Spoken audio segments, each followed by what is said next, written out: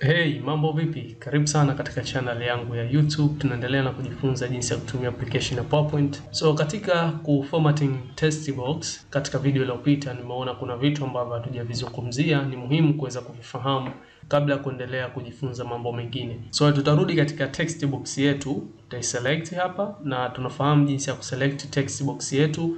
Utakapo highlight text zako za ndani unaenda kuweka formatting text zako za ndani. Lakini kama unahitaji kuweka formatting text box yako kwa ujumla, uta click katika hizi border zake hizi ambazo sasa hivi zipo dot. Ukiklik hapa zinakuwa straight na field zile dot hamna dot tena, na unakuta imekuwa selected kama hivi. So moja kwa moja utakuja katika tab ya format, na katika tab ya format hivi vitu vyote unavyoviona hapo una uwezo wa kuvifanyia text box yako na kuweka style mbalimbali, formatting mbalimbali. So tuliangalia katika shape styles hapa, tukaona the way ambavyo jinsi gani tunaweza kuchange color fill yetu na vitu kama hivyo. Lakini hapa pembeni kuna shape fill ambayo hii inakwenda kufill the selected shape with a solid color, gradient, pictures or texture. Pia kuna shape outline, ndio vitu ambavyo tutaenda kuvizungumzia leo na kujifunza shape fill na shape outline katika video hii.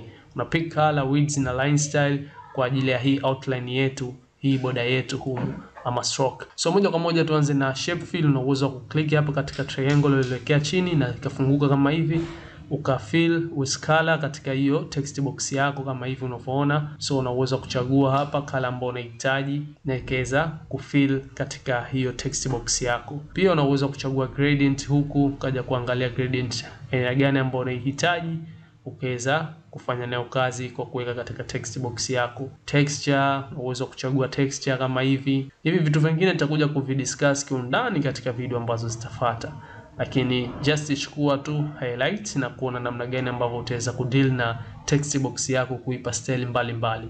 Pictures, una uwezo pia kuweka pictures kama upo na picha yako katika kompyuta yako unahitaji ndio iwe kama ni background katika hiyo text box yako, na uwezo wa kwenda kuichukua. Lakini wacha leo tuchukue hii themes colors ambayo ni orange, okay, lighter. Then baada hapo kuna hii shape outline, pia una uwezo wa kuweka outline yako ya hiyo text box yako ikiwa na rangi fulani, mfano rangi ya kijani hii hapa. Lakini sasa hivi outline yetu ni ndogo, una uwezo wa kuzidisha weight, ukaja hapo ukachagua ukubwa wa hiyo stroke yako ama hiyo outline ya text box yako kama unavyoona tunavyoweka, tunavyohover hizi kasa yetu katika hizi solid line, basi na huku ina pia. Hiyo nita click hii, then kama hivyo unavyoona nitakuja nitachagua color ya hiyo outline yangu.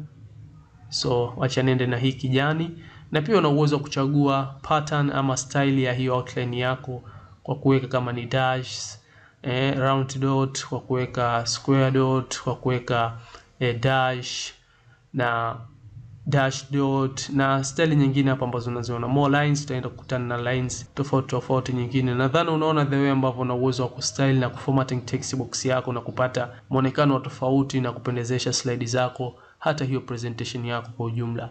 So acha tuchague hii solid tu sisi tuende nayo. So nadhani umeweza kujifunza vitu vingine vya ziada ambavyo hatukuweza kuvidiscuss katika video iliyopita. Nadhani utakuwa umegain thumbs hapo. Kwa hiyo tukutane katika video ambayo itafuata. Kama una maoni yoyote, kuna comment zozote, kuna sehemu ya comment unaweza kuniwekea hapo maoni yako na nikayapitia, na share na wengine wapate kuja kujifunza jinsi ya kutumia application ya PowerPoint. Asante sana, tukutane katika video ijayo.